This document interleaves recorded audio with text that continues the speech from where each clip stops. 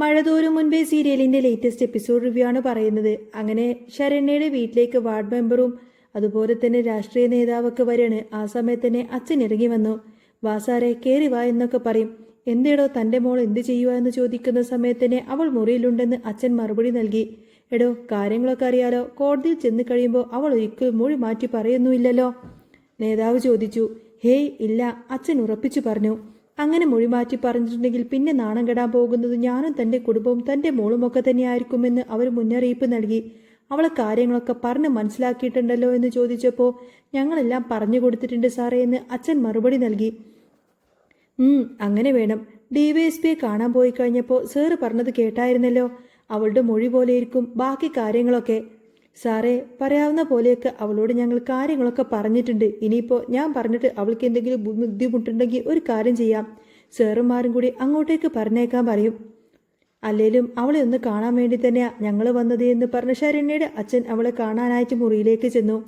മോളെ നിന്നെ കാണാനായിട്ട് ആ വാർഡ് മെമ്പറും പിന്നെ അതോടൊപ്പം തന്നെ വേറൊരു സാറും കൂടി വന്നിട്ടുണ്ട് എന്ന് പറഞ്ഞപ്പോൾ ശരണ്യ പറയുന്നുണ്ട്, എനിക്കാരെയും കാണേണ്ട അച്ഛാ എന്ന്. നിനക്ക് പിന്നെ ആരെയാ കാണേണ്ടത് എന്ന് അച്ഛൻ ചോദിച്ചപ്പോൾ എനിക്ക് അലീന ചേച്ചിയെ കാണണമെന്ന് അവൾ പറഞ്ഞു. അവളും അവളുടെ ഒരു അലീന ചേച്ചിയും. ഒരു കാര്യം ഞാനങ്ങ് പറഞ്ഞേക്കാം, അവളെക്കുറിച്ചുള്ള കാര്യങ്ങൾ ഇനി ഈ വീട്ടിൽ മിണ്ടിപ്പോവരുത്. അതുമാത്രല്ല മെമ്പറോടും അവളെക്കുറിച്ച് പറയുക പോലും ചെയ്യരുത്, അവളുടെ പേര് പോലും പറഞ്ഞേക്കരുത്, കേട്ടല്ലോ എന്ന് അച്ഛൻ ദേഷ്യപ്പെട്ട് പറഞ്ഞു. എന്താ അച്ഛാ, അച്ഛൻ എന്താ ഇങ്ങനെയൊക്കെ പറയുന്നത്? ചേച്ചി എന്നെ വന്ന് കണ്ടത് കൊണ്ടോ സംസാരിച്ചത് കൊണ്ടോ എന്താ പ്രശ്നം? ശരണ്യ ചോദിച്ചു. ഒരു പ്രശ്നവുമില്ല അല്ലേ? എനിക്കറിയാടി, ആ രോഹിത്തിന്റെ പേര് ഇതിനകത്തേക്ക് വലിച്ചെടുക്കാതിരിക്കാൻ വേണ്ടിയിട്ടില്ലേ അവൾ നിന്നെ ഇടയ്ക്കിടയ്ക്ക് ഇങ്ങോട്ടേക്ക് കാണാൻ വരുന്നത്. നിന്റെ മനസ്സ് മാറ്റിക്കൊണ്ടിരിക്കുകയാണ് അവള്. നീ അങ്ങോട്ടേക്ക് വാ, അവർക്ക് നിന്നെ കാണണം, സംസാരിക്കണം എന്നൊക്കെ പറഞ്ഞു. ഒടുവിൽ ശരണ്യയും കൂട്ടിക്കൊണ്ട് തന്നെ അച്ഛൻ നേരെ അവരിയ്ക്കുന്ന സിറ്റൗട്ടിന്റെ അടുത്തേക്ക് വന്നു. നേതാക്കളൊക്കെ അവിടെ നിൽക്കുന്നുണ്ടായിരുന്നു. ശരണ്യയെ കണ്ടപ്പോൾ അവരടുത്തേക്ക് ചെന്ന് പറഞ്ഞു, മോള് വിഷമിക്കുന്നു വേണ്ട കേട്ടോ. നാളെ കോടതിയിൽ മൊഴി കൊടുക്കാൻ പോകുന്ന സമയത്തെ 4 പേരെയും തിരിച്ചറിഞ്ഞേക്കണം. രോഹിത്തും ഇതിൽ പ്രതിയാണ് എന്ന കാര്യം മോൾ അങ്ങ് പറഞ്ഞേക്കണം. അതിന് രോഹിത് തെറ്റൊന്നും ചെയ്തിട്ടില്ലല്ലോ അങ്കിളെ എന്ന് ശരണ്യ പറഞ്ഞപ്പോൾ, തെറ്റും ശരിയുമൊക്കെ നീ തീരുമാനിക്കണ്ട, അതൊക്കെ ഞങ്ങൾ തീരുമാനിച്ചോളാം. അറിയാലോ, ഇനി എന്ത് പ്രശ്നം വന്നിട്ടുണ്ടെങ്കിൽ ഞങ്ങൾ ഇതിൽ ഇടപെടത്തില്ല എന്ന് അവർ ഭീഷണിയുടെ സ്വരത്തിൽ തന്നെ പറഞ്ഞു. 4 പേരുടെ പേരുണ്ടെങ്കിൽ കേസിന് ബലം കൂടുമെന്നും ഇതിന്റെ പേരിൽ ബക്കറ്റ് പിരിവുകൾ നടത്തുന്നുണ്ട് എന്നും അവർ പറഞ്ഞു. നിനക്കും നിന്റെ കുടുംബത്തിനും ജീവിക്കേണ്ടേ, നല്ലൊരു വീട് വേണ്ടേ, ജോലി വേണ്ടേ? ഇതൊക്കെ കിട്ടണമെങ്കിൽ 4 പേരുടെയും പേര് പറഞ്ഞേ മതിയാവൂ. അവര് അങ്ങനെയൊക്കെ പറഞ്ഞപ്പോൾ ശരണ്യ ആകങ്ങ് പെട്ടുപോവാണ്. അത് പിന്നെ സാറേ, മനസാക്ഷിക്ക് നിരക്കാത്ത കാര്യങ്ങൾ എന്നിങ്ങനെ അവളിങ്ങനെ പറഞ്ഞു തുടങ്ങിയപ്പോൾ, ഓ പിന്നെ ഒരു മനസാക്ഷി, ഈ കാര്യത്തിൽ ഒരു മനസാക്ഷിയെ നോക്കേണ്ട കാര്യമില്ല. അവൻ നിരപരാധിയൊന്നുമല്ലല്ലോ, അവൻ ആ വീട്ടിലേക്ക് വന്നതല്ലേ, അതുകൊണ്ട് അവന്റെ പേരും കൂടെ കിടന്നോട്ടെ. ഇനി മാറ്റി പറഞ്ഞ നിന്നെ ആയിരിക്കും കോടതി ശിക്ഷിക്കുന്നത്. അങ്ങനെയൊക്കെ പറഞ്ഞ ശരണ്യെ അവരങ്ങ് ഭയപ്പെടുത്താണ്. ശരണ്യക്ക് അതൊക്കെ കേട്ടപ്പോൾ ഭയങ്കര വിഷമമായി. പിന്നീട് മെമ്പർ പറഞ്ഞു, ഞങ്ങൾ ഡിവൈഎസ്പിയെ കാണാൻ പോയിട്ടുണ്ടായിരുന്നു. നിന്റെ മൊഴി അനുസരിച്ചായിരിക്കും ഇനി കാര്യങ്ങളൊക്കെ തീരുമാനിക്കുന്നത്. ഇനി നാളെ കോടതിയിൽ വെച്ച് കാണാമെന്നൊക്കെ പറഞ്ഞുകൊണ്ടതിനെ അവരവിടെ നിന്നും പോയി. ശരണ്യാണെങ്കിൽ ആകെ വിഷമിച്ചിങ്ങനെ മുറിയിലേക്ക് പോവാണ്. ഇതേ സമയത്തിന് അച്ഛൻ മുറിയിൽ വന്നിട്ട് അവളെ വീണ്ടും ഉപദേശിക്കാണ്. അന്നേരം ശരണ്യയുടെ അമ്മയും സഹോദരൻ ഗോപനും അങ്ങോട്ടേക്ക് വന്നു. മോളെ, അച്ഛൻ പറയുന്നത് നീ ഒന്ന് അനുസരിക്ക്, നിന്റെ നന്മ കരുതിയിട്ടില്ലേ, പിന്നെ അലീന ഇങ്ങോട്ടേക്ക് വന്നത് കൊണ്ട് എന്താ പ്രയോജനം? അവൾ കുറച്ച് ആശ്വസിപ്പിക്കുമായിരിക്കും, അതുകൊണ്ട് വലുതായോ? നമുക്ക് ഭാവിയിൽ ജീവിക്കണ്ടേ? അമ്മ ചോദിച്ചു. അതിനുള്ള മാർഗമാണോ എൻ്റെ ഈ ജീവിതം നശിപ്പിച്ചു കളയണമെന്ന് പറയുന്നത്? ഞാൻ ഇരുട്ടുമുറിക്കകത്ത് തന്നെ കഴിയണ്ടേ? ശരണ്യ ചോദിച്ചു. മോളെ, നീ അങ്ങനെയൊന്നും പറയരുത്. അലീന വരുന്നത് വലിയ പ്രശ്നമാവും. ഈ കുടുംബത്തിന് താങ്ങായി നിൽക്കുന്നത് ഈ നേതാക്കന്മാരും വനിതാ സംഘടനയുമാണ്. അവർ നമുക്ക് വേണ്ടി പലതും ചെയ്യാമെന്ന് പറഞ്ഞിട്ടുണ്ട്. ആ സമയത്ത് നീ ഇങ്ങനെ ഇടങ്കോരിട്ട് നിന്ന് കഴിഞ്ഞാൽ അതൊക്കെ ശരിയാവോ? അലീന വന്നതുകൊണ്ട് ഗുണമൊന്നുമില്ല. അതുകൊണ്ട് നാളെ കോടതിയിൽ രോഹിത് ഉണ്ടായിരുന്നു എന്ന് തന്നെ നീ പറയണം, അവർ നിർബന്ധിച്ചു. ശരണ്യയുടെ മനസ്സ് മാറ്റാൻ അവർ ശ്രമിച്ചുവെങ്കിലും അവളുടെ ഉള്ളിൽ അലീനയുടെ വാക്കുകൾ മാത്രമായിരുന്നു. മനസാക്ഷിക്ക് നിരക്കാത്തതൊന്നും പറയരുത്. നിരപരാധിയായ ഒരാൾ പോലും ശിക്ഷിക്കപ്പെട്ടാൽ അത് നിന്റെ ജീവിതകാലം മുഴുവൻ നിന്നെ വേട്ടയാടും എന്ന് അലീന പറഞ്ഞു. ആ കാര്യങ്ങളെല്ലാം തന്നെ ശരണ്യ ഓർത്തു. അച്ഛനും അമ്മയും പോയി കഴിഞ്ഞപ്പോൾ ശരണ്യ ഇരുന്ന് കുറേയധികം കരഞ്ഞു. അലീന ചേച്ചി ഇങ്ങോട്ടേക്ക് വന്നില്ലായിരുന്നുവെങ്കിൽ തനിക്ക് ഇത്ര മാറ്റമുണ്ടാവില്ലായിരുന്നു എന്ന് അവൾ ചിന്തിച്ചു. വീട്ടുകാർ പോലും നൽകാത്ത സപ്പോർട്ട് ആ ഒരു ചേച്ചി നൽകി. ചേച്ചി വരുമ്പോൾ ഒരു പോസിറ്റീവ് വൈബാണ്. എഴുന്നേൽക്കാനും സംസാരിക്കാനും ഒക്കെ തോന്നിയത് അതുകൊണ്ട് മാത്രമാണ്. പക്ഷേ വീട്ടുകാരും നേതാക്കളെല്ലാവരും ചേർന്നുകൊണ്ടതിന് ഈ ഒരു നിസാര കാര്യത്തിന് വേണ്ടിയിട്ട് തന്റെ ജീവിതം തൂക്കിലാക്കുമെന്ന് അവൾ ഭയന്നു. അലീന ചേച്ചി പറഞ്ഞതുപോലെ ഹോസ്റ്റലിൽ നിന്ന് പഠിച്ച് പെട്ടെന്ന് തന്നെ ഒരു ജോലി വാങ്ങണമെന്നൊക്കെ അവൾ ഉറപ്പിച്ചു. അച്ഛനും അമ്മയും ഈ നിലയിലാണെങ്കിൽ തനിക്ക് ചില തീരുമാനങ്ങൾ എടുക്കേണ്ടി വരുമെന്നും അവൾ മനസ്സിൽ കരുതി. ഇതേ സമയത്ത് തന്നെ അലീനയാണെങ്കിൽ ഓരോന്ന് ആലോചിച്ച് നിൽക്കുമ്പോൾ കൃഷ്ണമോള് വന്ന് ചോദിക്കുന്നത്, എന്താ ചേച്ചി, ചേച്ചി എന്താ ഇങ്ങനെ ആലോചിക്കുന്നത്? നാളെ കോടതിയിൽ ഹാജരാകുമ്പോൾ ശരണ്യ രോഹിത്തിനെതിരെ മൊഴി പറയുമോ എന്നാണ് എൻ്റെ പേടി. അലീന പറഞ്ഞു.